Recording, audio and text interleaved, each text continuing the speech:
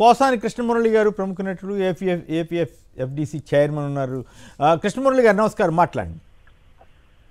నమస్కారం. నమస్కారం అన్న, చిన్న మ్యాటర్ నేను చెప్పేది ప్లీజ్ అన్న. మీకు చాలా చాలా పార్టీలతో ఆ నాయకులతో మీకు స్నేహాలు ఉన్నాయి కదా, అందుకని జీవేల్ లాంటి బీజేపీ లీడర్ని కొద్దిగా హానెస్ట్ ఉండే వాళ్ళని సోమా వీర్రాజుని మీరు లైన్ లో తీసుకొని ఏంటి మీ కేంద్రం పెట్టింది మీ నాయకుడు పెట్టింది ఇంత దుర్మార్గంగా దాన్ని రేప్ చేస్తున్నాడు చంద్రబాబు నాయుడు, దాన్ని మీరు లైన్ లోకి వచ్చి కనీసం మీ కేంద్రం కోసమైనా కనీసం మీ నాయకుడి కోసమైనా కానీ ఎందుకు మీరు దాన్ని రెక్టిఫై చేయరు అని మీరు చెప్తే బాగుంటుంది. అందుకని మీరు చాలా మంచి రిలేషన్స్ ఉన్నాయి కాబట్టి. అంటే అట్లా కాదు, దగ్గుబాటి పురంధరేశ్వరి గారు కరెక్ట్.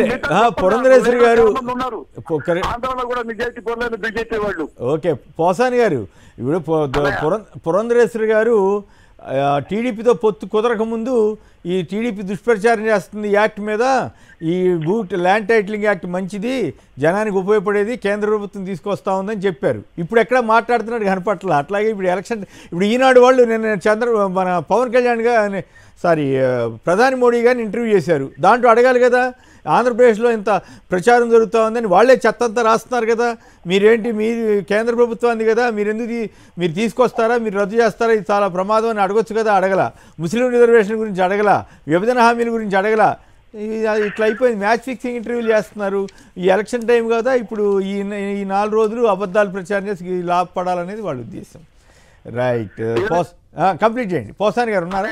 ఒక్క జీవీఎల్ అయినా తీసుకొని మీ లైన్ లో పెడితే ఆంధ్ర మొత్తం తిరుగుతుంది దీన్ని పెట్టుకొని నేను. ఓకే, ఐవైఆర్ గారు మాట్లాడారు ఆల్రెడీ. ఐవైఆర్ కృష్ణారావు గారు కూడా బీజేపీ నేత కదా, మాజీ చీఫ్ సెక్రటరీ. ఆయనది నేను వీడియో కూడా వేసి చూపించాను.